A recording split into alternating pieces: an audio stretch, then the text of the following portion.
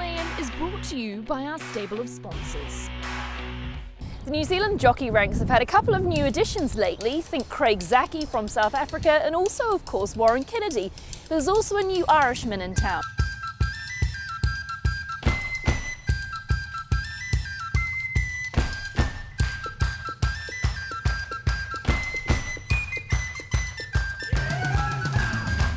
Joe, awesome to have you at the Cambridge track today.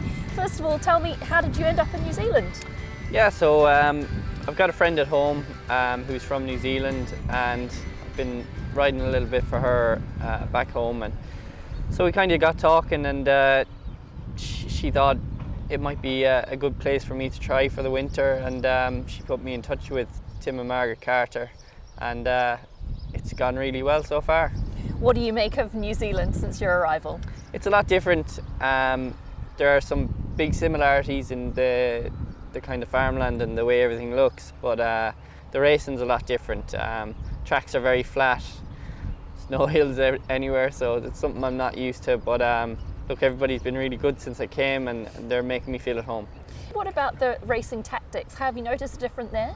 Yeah, it is. Wherever you're riding, they tend to go quite quick up to the bend, and then they'll pull it up down the back, and you know it can get quite tactical then. And you've got a lot of young riders here, which can be a little bit unpredictable at times, but there's loads of talent there.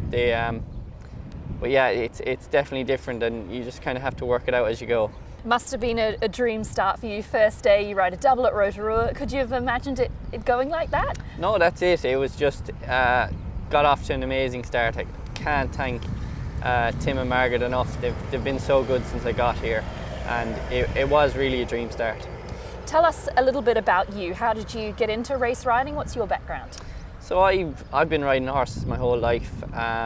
You know, my dad was a jockey. He was a jump jockey in the UK, and so literally from before I could walk, I was riding horses, and went through the pony club and did pony racing. And once I turned 16, I took out my apprentice license while I was still in school, and I did a year while I was finishing school in Ireland. Flew to the UK, and where I was an apprentice to John Quinn for 3 years, and then I was with Kevin Ryan for 2. I got through my claim quite quickly over there, and you know, things got a bit harder when I turned professional, but looks like it's picking up now.